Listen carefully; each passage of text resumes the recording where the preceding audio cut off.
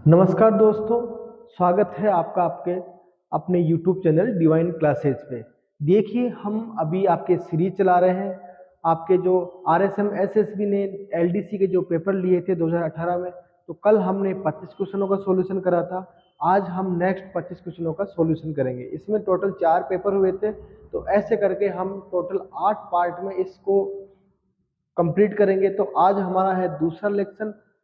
तो आप लोग इसको आराम से देखें और एंजॉय करें और काफ़ी कुछ सीखने को मिलेगा जो आपकी सीईटी की भर्तियों में काम में आएगा। तो शुरू करते हैं अपना आज के क्वेश्चन नंबर 1 से। तो देखिए, शुरुआत करें।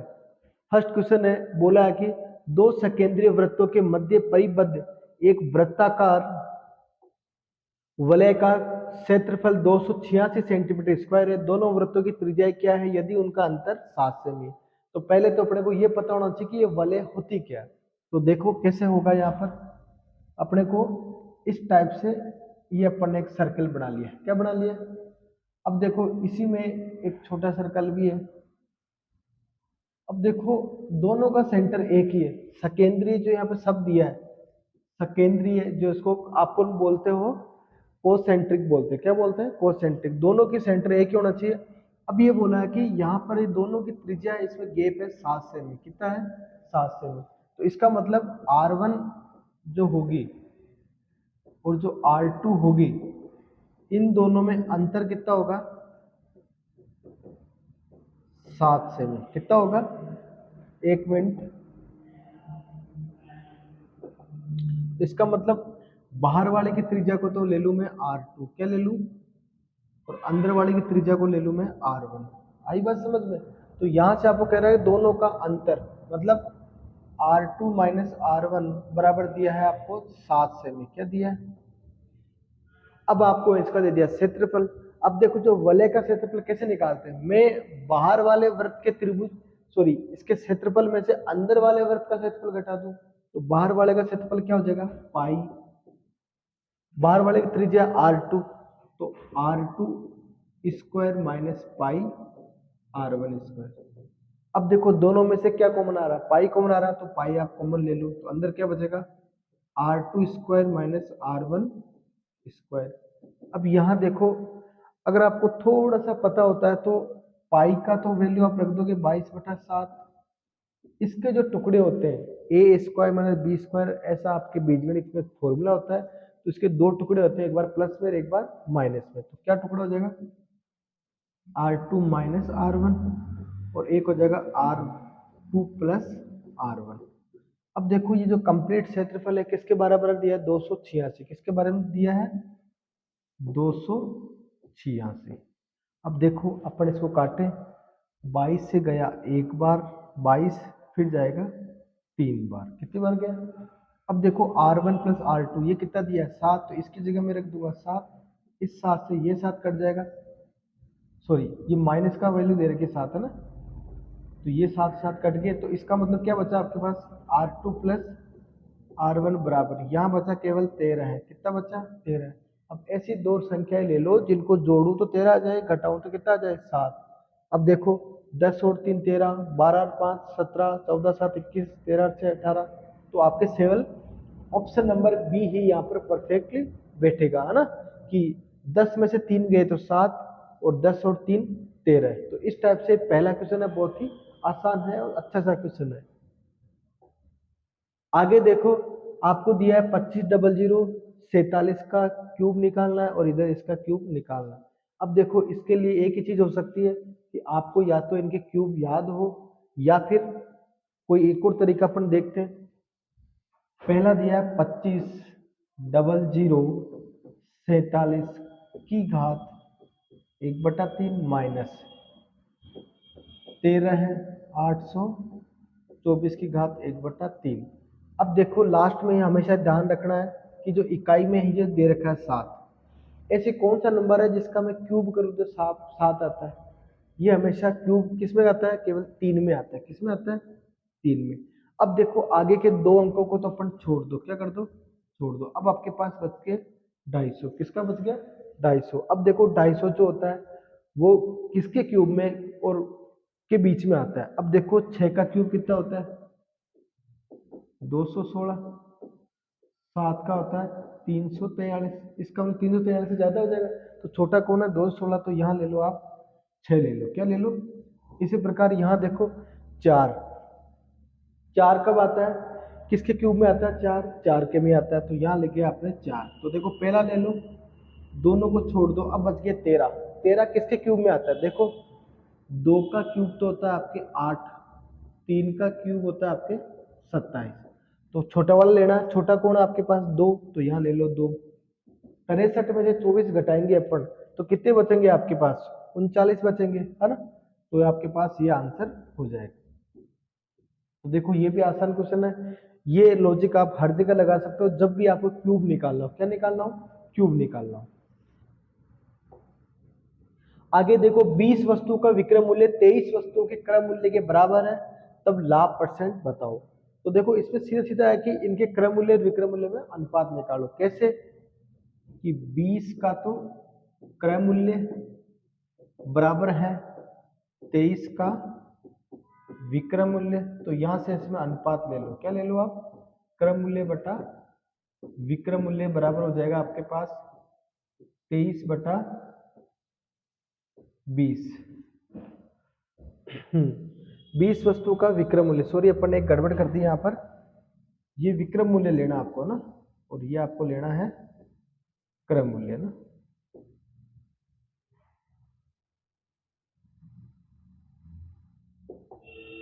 क्या है, 20 का तो विक्रय मूल्य, विक्रय मूल्य मतलब वी मूल्य लो ना, और 23 का क्या है, क्रय मूल्य। क्या ले लो, क्रय मूल्य। अब देखो इसको अपन अनुपात में लेंगे तो विक्रय मूल्य बटा क्रय मूल्य, क्या ले लेंगे अपन, विक्रय मूल्य बटा क्रय मूल्य। अब देखो इसके सामने तो 23, इसके सामने है 20, तो इसका मतलब यहां से ये क्लियर हुआ कि क्रय मूल्य तो है 20 और विक्रय मूल्य कितना है 23। तो देखो 20 पे कितना प्रॉफिट हो रहा है, 3 का, और इंटू 100, क्योंकि लाभ परसेंट चाहिए। क्या चाहिए आपको, अब काट लो, 20 से कितनी बार जाएगा, 5 बार, 5 दिया 15%। क्या जाएगा आपके पास, 15% लाभ किस में आ रहा है, सी में आ रहा है। तो ये भी देखो बहुत अच्छा क्वेश्चन है, आराम से हो जाएगा आपसे।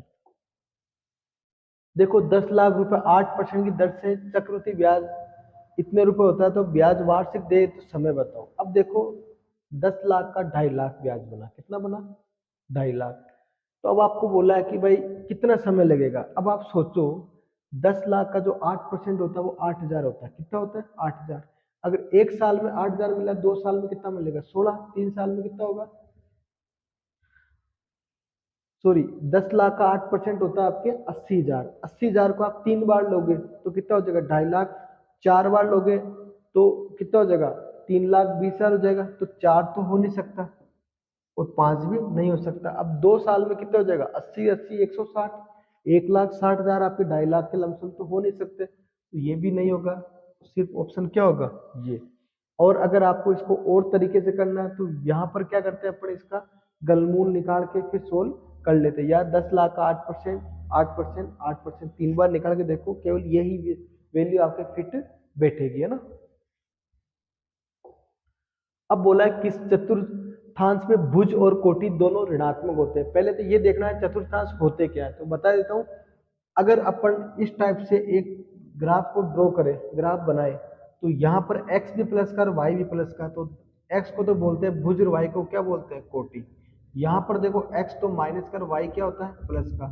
यहाँ दोनों क्या होते हैं, माइनस के। यहाँ x तो प्लस का होता है और y किसका होता है, माइनस का। अब आपको बोला कि दोनों ऋणात्मक, इसको बोलते हैं अपन फर्स्ट, इसको बोलते हैं अपन सेकंड, इसको बोलते हैं अपन थर्ड, इसको बोलते हैं अपन फोर्थ। तो देखो केवल थर्ड के अंदर बैठ रहा है, तो इसको बोल दोगे आप तृतीय। क्या बोल दोगे आप, तृतीय। तो इस प्रकार से इसका आंसर हो जाएगा सी। अब देखो वह कोण जो अपने पूरक कोण का 4 गुना है, कितना गुना है, पूरक कोण ऐसे कोण होते हैं जिनका योग कितना होता है 90 डिग्री होता है। जैसे मान लो ये है आपको इस टाइप से पूरक कोण, इसमें दो कोण दिए आपको ना, एक तो ये कोण और एक ये कोण। ये मान लो कितना भी है x है, तो ये कितना होगा 4x होना चाहिए। क्या होना चाहिए। अब आपको बोला है कि पूरक कोण के बारे में। अब अपने को पता है इन दोनों का योग कितना होता है 90 डिग्री होता है हमेशा। कितना डिग्री होता है भाई 90। तो 4 एक कितना हो गया 5x बराबर 90 है, तो यहाँ से आप बता दोगे x की वैल्यू कितनी आ जाएगी, 5 का भाग दे दो 18 डिग्री, कितना डिग्री आ गया। अब आपको देखो छोटा कोण 18 डिग्री, बड़ा कोण क्या होगा 4x बराबर क्या हो जाएगा 18 इंटू 4 72 डिग्री। अब 72 डिग्री किस में बैठ रहा है, सी में फिट बैठ रहा है, किस में बैठ रहा है, तो आपका आंसर हो जाएगा इसमें सी। आगे देखो 100 ग्राम 1 किलो का कितना परसेंट है।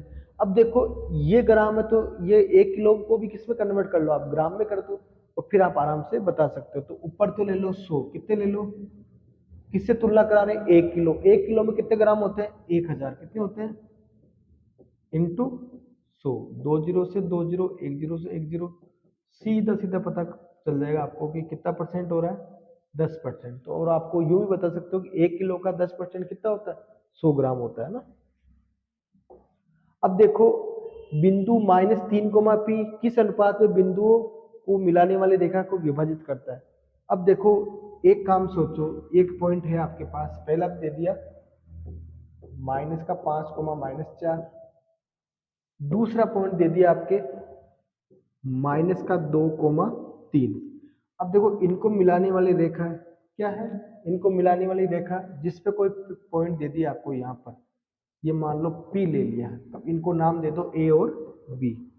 जो P पॉइंट है बोला कि ये -3, P है, इसका नाम क्या है -3, P। पूछा कि इधर और इधर अनुपात क्या होगा। अब देखो यहाँ 5 से 3 हो गया, कितना हो गया 5 से 3 हुआ, तो कितना गैप आया 2 का। और यहाँ देखो 3 से 2 हो गया, कितना गैप आया 1 का। तो यहाँ आंसर हो जाएगा 2:1, क्या हो जाएगा आपके 2:1, ऑप्शन नंबर सी। तो ये भी देखो अच्छा क्वेश्चन है, आराम से हो सकता है आपसे। आगे बोला है कि दो संख्याओं में अनुपात 6:7 है, यदि उनमें 4 जोड़ा जाए तो अनुपात 13:15 हो जाता है, तो छोटी संख्या बताओ। तो देखो पहले तो दिया आपको 6:7, फिर अनुपात कितना हो गया 13:15। अब देखो कभी भी देख लो दो संख्याएं जितनी है, अगर दोनों में अगर समान संख्या जोड़ोगे तो उसमें अंतर हमेशा क्या होना चाहिए, बराबर होना चाहिए। अब देखो यहाँ गैप कितने का 1 का, यहाँ गैप कितने का 2 का। अब ये अंतर को बराबर करेंगे तो अपन क्या करेंगे, इसको 2 से गुणा कर दो और इसको किससे गुणा होता है 1 से। तो देखो 6 दूना 12, 7 दूना 14, यहाँ देखो 13 और 15। तो इसका मतलब वो संख्या पहले कितनी कितनी थी 12 और 14 थी, अब कितनी होगी 13 और 15।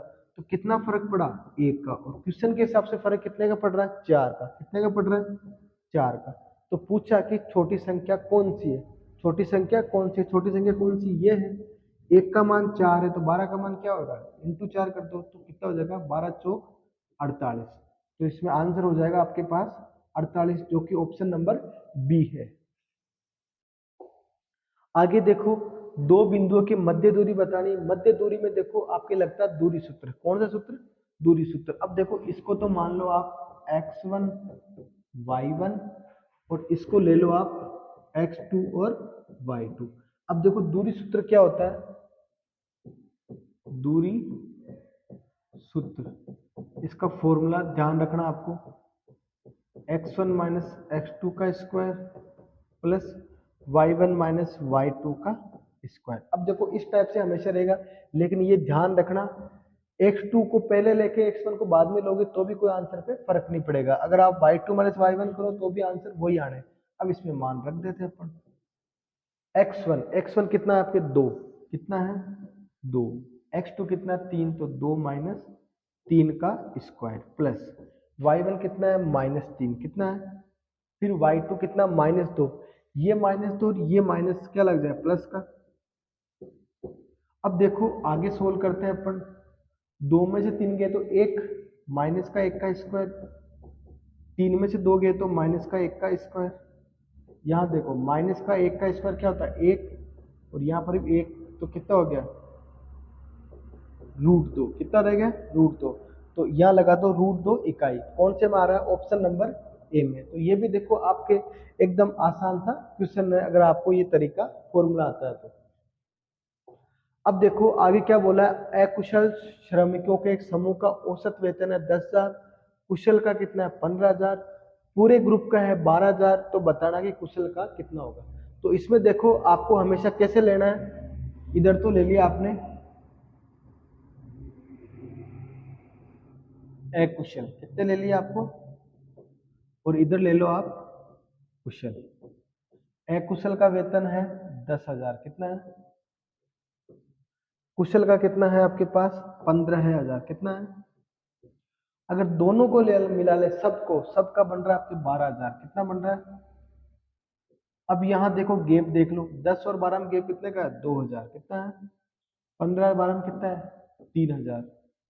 तो अब देख लो, इसको काटो, तीन तीन जीरो तीन जीरो, तो ये हो गया 3:2, कितना हो गया, मतलब कुशल तो होंगे 3 और सॉरी अकुशल होंगे 3 और कुशल होंगे 2, 3 और 2 कुल कितने हो गए 5।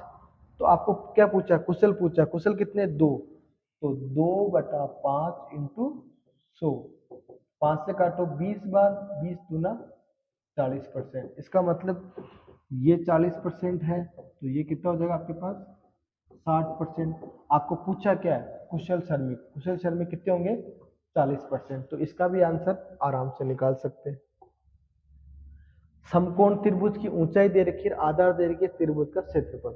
समकोण त्रिभुज का क्षेत्रफल क्या होता है, 1/2 इंटू आधार इंटू ऊंचाई, ठीक है। 1/2 इंटू 12 इंटू 4, 2 से काटोगे 2 बार, 14, यहाँ पर सॉरी 12 है, तो 12 दूना कितना होता है 24 वर्ग सेमी, कितना हो जाएगा 24 वर्ग सेमी, किसमें आ रहा है, ऑप्शन नंबर सी में आ रहा है। तो ये भी देखो फॉर्मूला याद है तो आप आराम से हो जाएगा आपसे। आगे देखो log 10 की वैल्यू दे रखी है, log 5 log 1 1024 बेस 5 का मान बताना है। तो अब आप देखो, आपको कोशिश करनी है कि इसको आप log 10 में चेंज कर लो, क्या कर लो, log 10 में चेंज कर लो। तो एक फॉर्मूला आता है, मैं बता देता हूँ कि log, अगर इस टाइप से कोई log है तो आप क्या करना उसमें बटा, अब देखो इस टाइप से कोई है तो आप इसको ऐसे ब्रेक कर सकते हो, क्या कर सकते हो, अब यहाँ मुझे log कितना चाहिए 10 चाहिए, यहाँ log कितना 5 है, तो आप यहाँ दोनों में 10 10 लगा सकते हो। आई बात समझ में। तो अब इसको 10 बेस में चेंज करें, किसमें करेंगे 10 बेस में। तो देखो आपको क्या दे रखा है, log 5 1024, तो इसको क्या करोगे आप, log 1024 बटा log 5, इसका भी बेस 10 कर लो, इसका भी बेस क्या कर लो 10। अब देखो यहाँ एक चीज नोटिस रखनी है आपको, 1024 क्या होता है, 1024 होता है 2 की घात 10, कितना होता है। अब देखो यहाँ जो ये 5 है, 5 को क्या लिख सकते हैं अपन, क्या लिख सकते हैं, 5 को लिख सकते हैं अपन 10/2, कितना लिख सकते हैं 10/2। अब देखो यहाँ देखो ये 10 तो कहाँ चल जाएगा, आगे चल जाएगा, तो क्या बोलोगे आप इसको, ये हो जाएगा आपके पास इस तरीके से। आई बात समझ में। यहां देखो ये 10/2 दिया है, इसको आपको ब्रेक करना आना चाहिए, कैसे,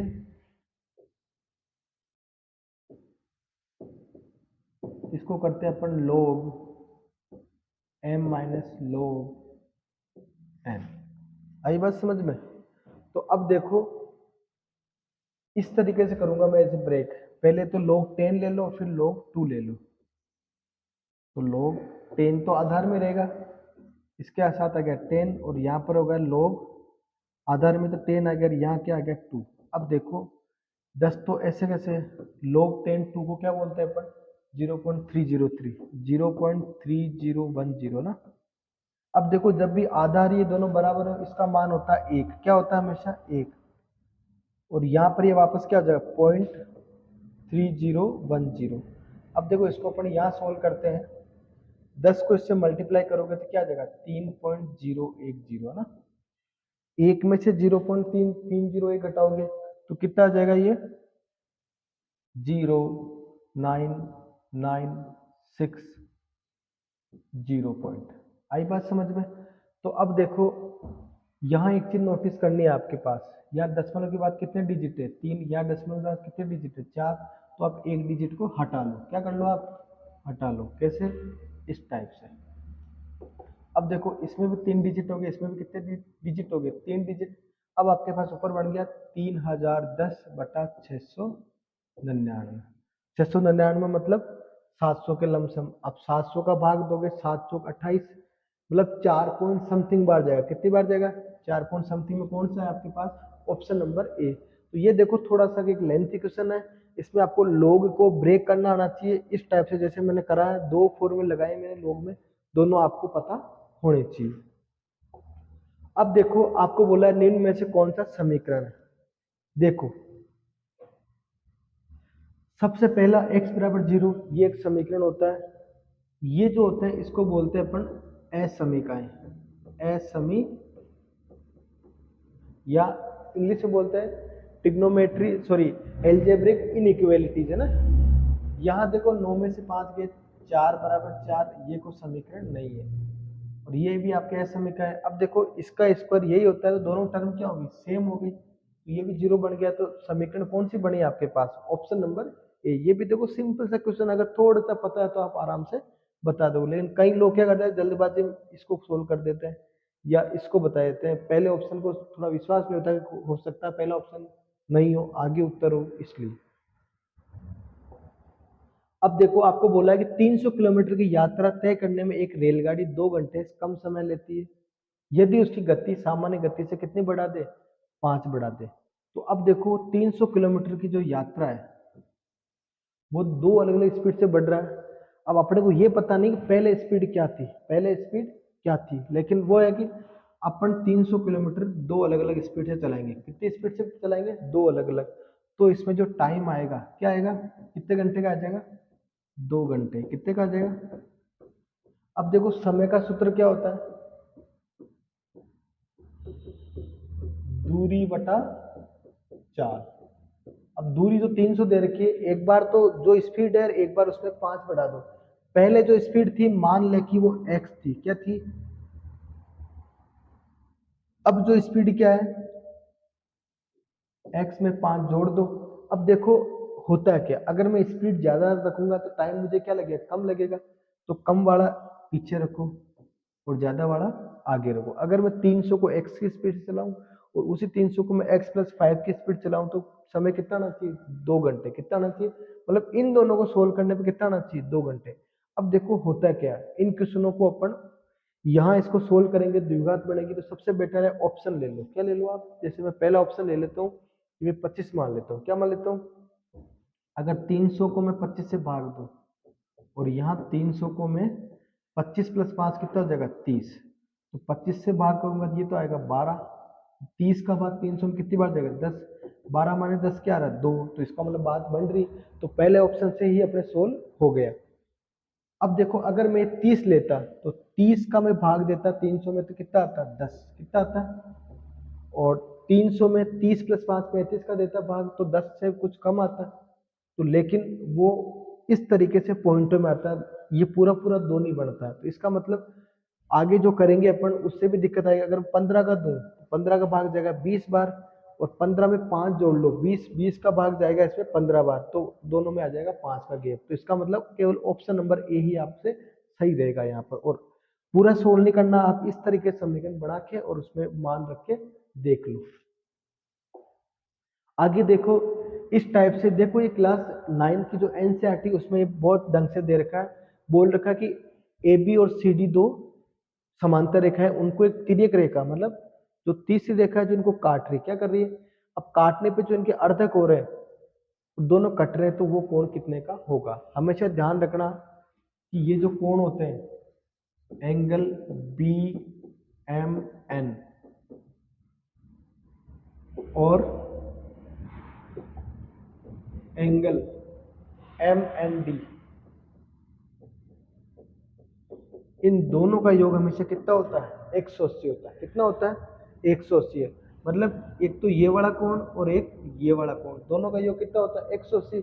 अब ये दोनों कोण आधे आधे हैं, तो इन दोनों का योग, अंदर वाले कोणों का योग क्या हो गया, 90। तो इसका मतलब मैं ले लूं angle P M N plus angle P N M, ये दोनों जो कोण बन रहे हैं अंदर वाले, ये अर्धक है। अर्धक है मतलब 180 का आधा मतलब कितना हो गया 90। अब अपने को पता है कि ये जो ट्राइंगल है त्रिभुज एम पी एन में angle M plus angle P plus angle N बराबर कितना होना चाहिए 180 होना चाहिए। क्या होना चाहिए? अब देखो आपके पास एन और एम ये तो आगे 90, कितने आगे 90। तो यहाँ से जो पी बचेगा क्या बचेगा, इसको घटा दो, कितना डिग्री बढ़ेगा 90 डिग्री। कितना बढ़ेगा 90 डिग्री। तो इस प्रकार से ये भी एक बहुत ही शानदार सा प्रश्न है, बस आपको ये पता होना चाहिए। ये आपकी ज्यामिति में आता है 9th क्लास में। अब देखो आपको बोला है कि यदि बिंदु x, y बिंदुओं से समान दूरी पर है तो बताना कि इनमें संबंध कैसे होगा। अब देखो कभी भी ध्यान रख लेना, जैसे 2 पॉइंट दे दिए अपने को ना, एक पॉइंट तो दे दिया आपको B,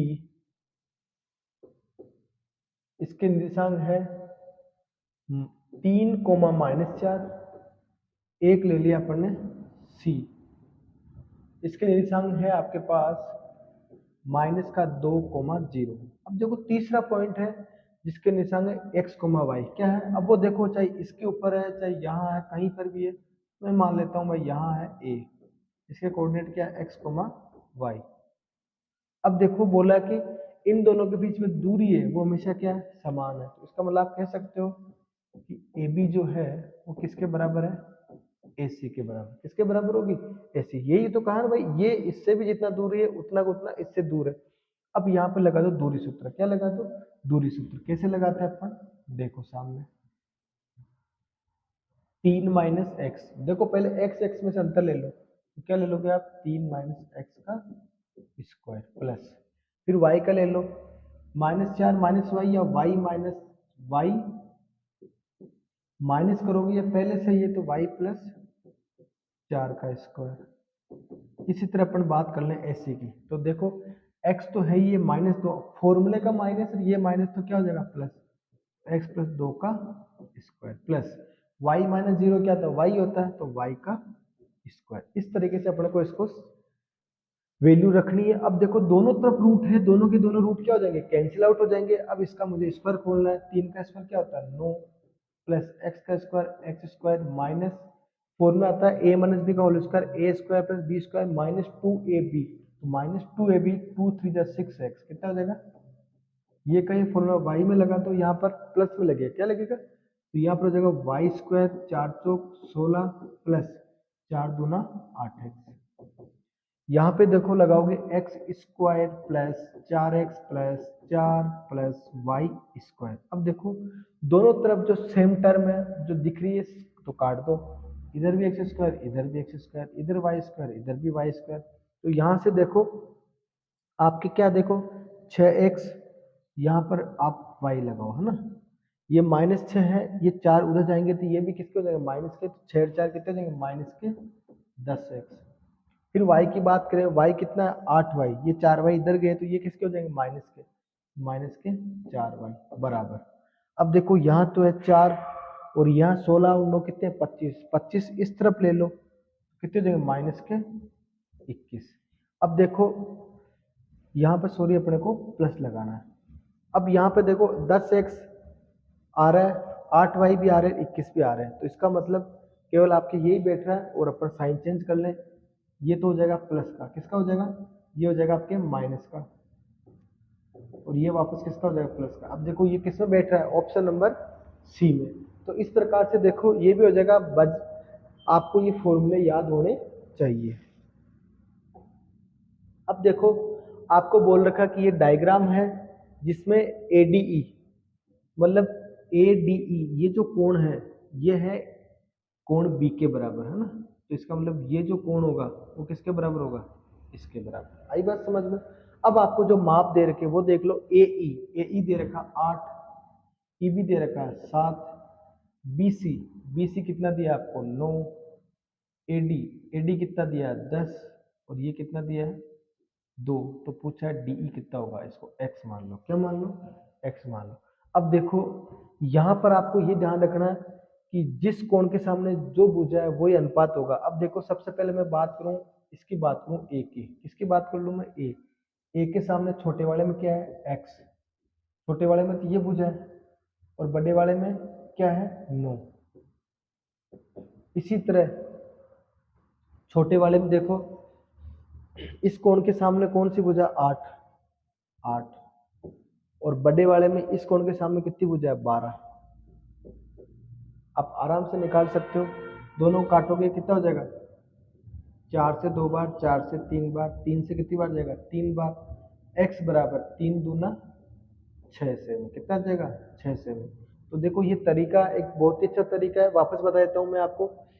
यहाँ मैं ले रहा हूँ ए के सामने कौन सी भुजा है, x है, और बड़े वाले में कौन सी, 9, तो x बटा 9। फिर देखो ये डी वाला कौन है, छोटा कौन है, इसके सामने कौन सी, 8, और यहाँ इसके सामने कौन सी, 12, तो 8 बटा 12। अब इसको काटो पीटो और आंसर निकालो तो कितने आ जाएंगे, 6 सेमी। तो ये आपके आंसर हो जाएगा राइट, 6 सेमी। अब देखो ये जो क्वेश्चन है, ट्रिग्नोमेट्री का भी यूज हो रहा है, त्रिभुज का भी यूज हो रहा है। अब इसके बारे में क्या कर सकते हैं अपन, तो देखो एक चीज मैं बता सकता हूँ, कोई भी त्रिभुज होता है जिसके तीनों कोण जो होते हैं, ए प्लस बी प्लस सी, कितने डिग्री होते हैं, 180 डिग्री होते हैं, नहीं होते। अब 180 डिग्री को अपन क्या मानते हैं, यहाँ पर पाई मानते हैं, क्या मानते हैं। तो अब देखो यहां से आपको दिया है बी प्लस सी, क्या दिया आपको, बी प्लस सी। अब देखो बी प्लस सी चाहिए तो ए को क्या कर दो, घटा दो, तो पाई माइनस ए। इसी तरह अगर आपको बोले सी प्लस ए, क्या बोले आपको, सी प्लस ए पूछे तो बी को घटा दो, पाई माइनस बी। और इसी तरह आपको पूछे ए प्लस बी, क्या बोले आपको, ए प्लस बी। तो ए प्लस बी बोले तो सी को उधर ले जाओ, पाई माइनस सी। तो अब देखो कहने का मतलब मैं बी प्लस सी की जगह क्या ले सकता हूँ, पाई माइनस ए, सी प्लस ए की जगह क्या ले लूँ, पाई माइनस बी, और ए प्लस बी की जगह क्या ले लूँ, पाई माइनस सी। तो यहाँ मैं चेंज कर देता हूँ, ये तो हो जाएगा pi minus A, pi minus B, pi minus C. अब देखो यहाँ 10 pi minus A plus 10 pi minus B, 10 pi minus C, यहाँ पर भी देखो सेम टर्म, दोनों कट जाएंगी, क्या आ जाएगा आपके पास 8। देखो बहुत ही अच्छा क्वेश्चन है, ये लॉजिक लगाओगे तो आपको काफी बहुत समय, कम समय में आपसे आसान से हो जाएगा। अब देखो आपको बोला कि 1 मीटर किनारे वाले घनाभागार डब्बे में 25 सेमी, कितना सेमी, 25 सेमी के किनारे वाले कितने घन रखे जा सकते हैं। अब देखो ये तो है मीटर में, ये कितना है, सेंटीमीटर में। तो या तो ये दोनों मीटर मीटर में हो जाए, या दोनों क्या करें, सेंटीमीटर। तो मैं क्या करूं, इस एक को सेंटीमीटर बना लूं, क्या बना लूं, तो इस घन का आयतन क्या हो जाएगा, 100 इंटू 100 इंटू 100, क्योंकि घन का आयतन होता है भुजा क्यूब, क्या होता है, भुजा क्यूब, मतलब भुजा इंटू भुजा इंटू भुजा। ये मीटर है, अपने सेंटीमीटर कर लिया, तो 100 इंटू 100 इंटू 100 कितने हैं, तो n इंटू यहाँ भुजा कितनी, 25, तो आप ले लो 25 गुणा 25 गुणा 25। अब देखो 25 से काटोगे 4 बार, इस 25 से 4 बार, इस 25 से 4 बार, तो n बराबर 4 इंटू 4 इंटू 4, तो कितना हो जाएगा, 4 चौक 16 चौक 64। ये 64 किस में आ रहा है, आपके ऑप्शन नंबर डी में। तो ये भी देखो बहुत ही अच्छा क्वेश्चन है, आराम से आपसे हो जाएगा। अब देखो आपने बोला कि नरेंद्र ने 20,000 रुपए में से कुछ रुपए हैं वो 8% की रेट से, कुछ हैं वो 4/3% की रेट पे, और 1 साल बाद उसे 800 रुपए मिलते हैं। कितने रुपए मिलते हैं, 800 रुपए। तो पूछा उसने कि 8% की दर से उसने कितने रुपए उधार दिए। तो इस क्वेश्चन को देखो अपन एलिगेशन एक मेथड होता है उससे करेंगे। कैसे करेंगे, देखो यहाँ पर है 20,000, कितना है 20,000, इसमें ब्याज कितना मिल रहा है आपको, 800, कितना मिल रहा है 800।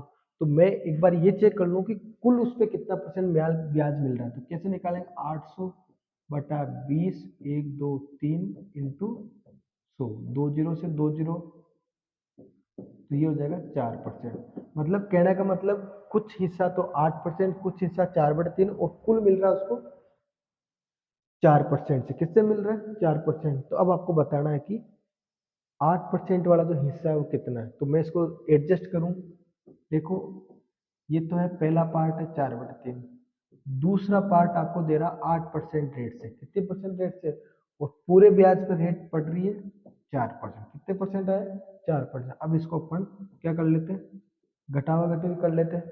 8 और 4 में फर्क कितने का है, 4%। इन दोनों में से घटाओगे तो कितना हो जाएगा, 4 तिया 12, 12 में से 4 गए तो कितने बचे, कैसे करते हैं, 4 माइनस 4/3। तो देखो 4 तिया 12, 12 में से 4 गए तो 8/3, कितना आ जाएगा ये, 8/3%। अब देखो इनको सेल बना, परसेंटेज से परसेंटेज हटा लो, 3 को तो ले जाओ उधर, तो ये तो हो गया 12:8। फिर काट लो 4 से, 3:2, मतलब ये तो होगा 3, ये होगा 2, तो कुल कितना हो गया 5।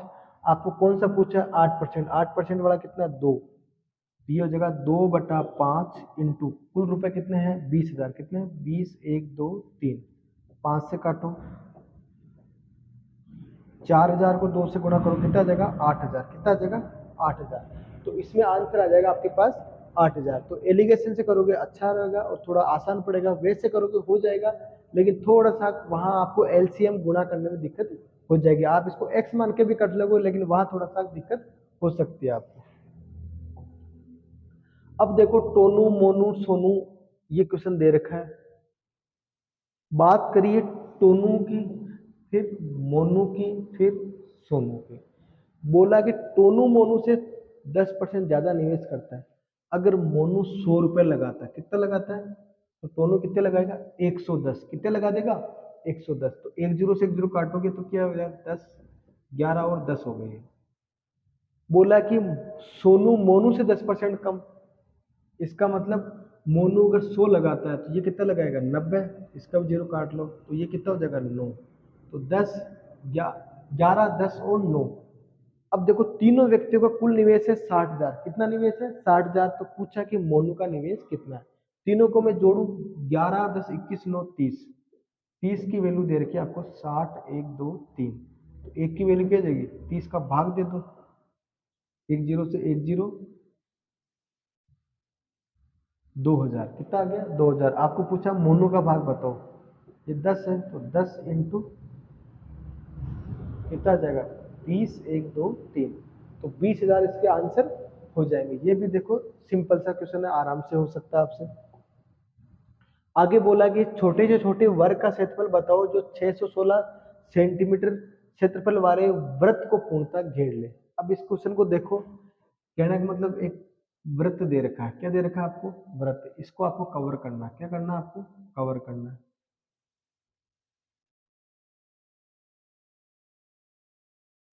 इस टाइप से आपको वर्ग चाहिए, क्या चाहिए, जो इसको पूरा क्या कर ले आपसे कवर कर ले।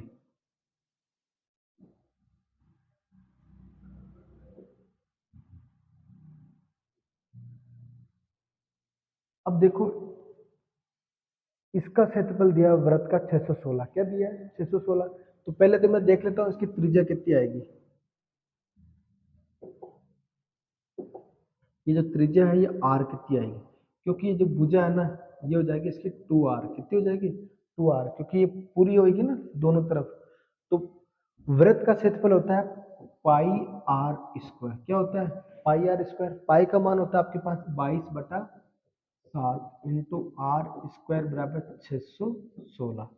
अब देखो 616 पहले 11 से काट लो, 11 से 2 बार, 11 पंजो 55, 11 छंग, फिर 2 से काट लो 28, कितना आ जाएगा 28। तो यहाँ से आर स्क्वायर बराबर क्या आ जाएगा 28 इंटू 7।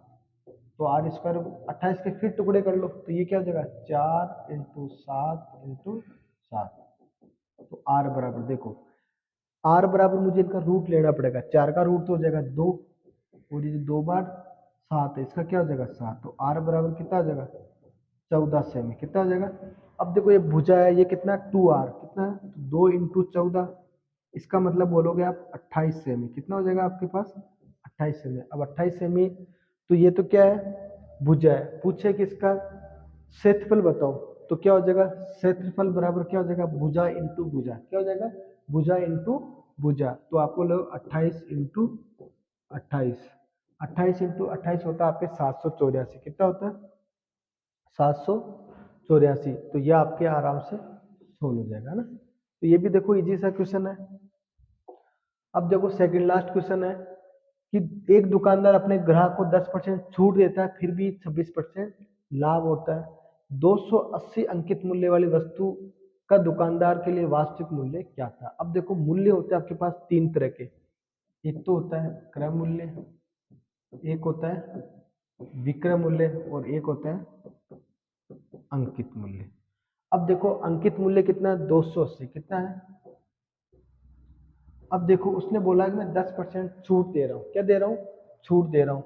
तो 10%, तो 280 का 10% होता है आपके 28, तो -28 कर लो। अब 280 में 28 करोगे तो कितने आ जाएंगे, 252, कितने हो जाएंगे, 252। अब देखो ये जो है इसका कितना परसेंट है, 26%। अगर क्रम मूल्य अगर 100 है तो विक्रय मूल्य कितना होना चाहिए, 126। आई बात समझ में। अब देखो 126 की वैल्यू कितनी है, 252, तो 100 की वैल्यू पूछिए। 126 की वैल्यू कितनी है, 252। एक की वैल्यू क्या आ जाएगी, बटा 126। पूछा किसके बारे में आपको, 100, तो इंटू 100।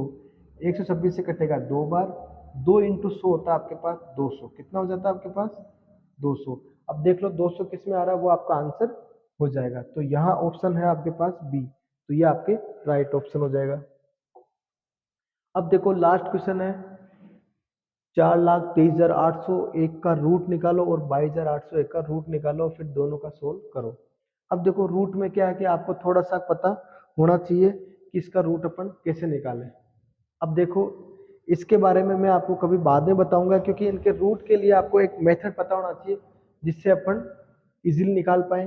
तो देखो जो इसका जो रूट होता है, इसका जो रूट होएगा वो हमेशा ये हो जाएगा आपके पास 0,1, तो ये तो हो जाएगा 1, क्या हो जाएगा।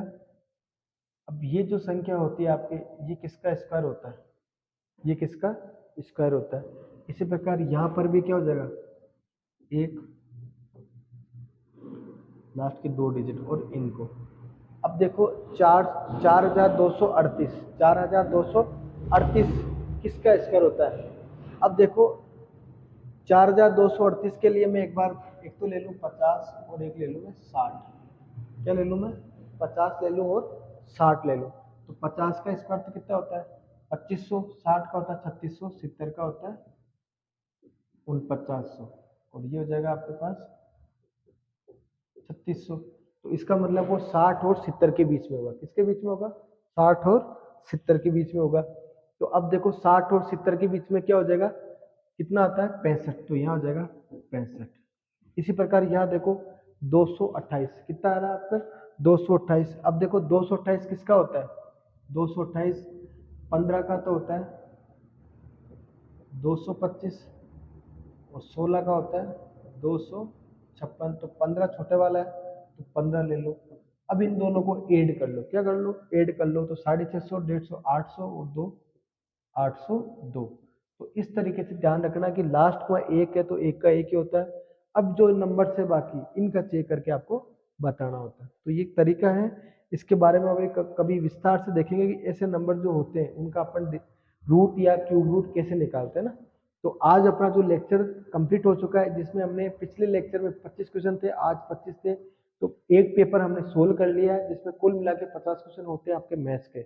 आगे हम जो लेक्चर लेंगे तो उसमें सेकंड पेपर लेंगे, तो उसमें भी हम 25 क्वेश्चन अटेंड करेंगे। तो एक बार फिर आपका धन्यवाद।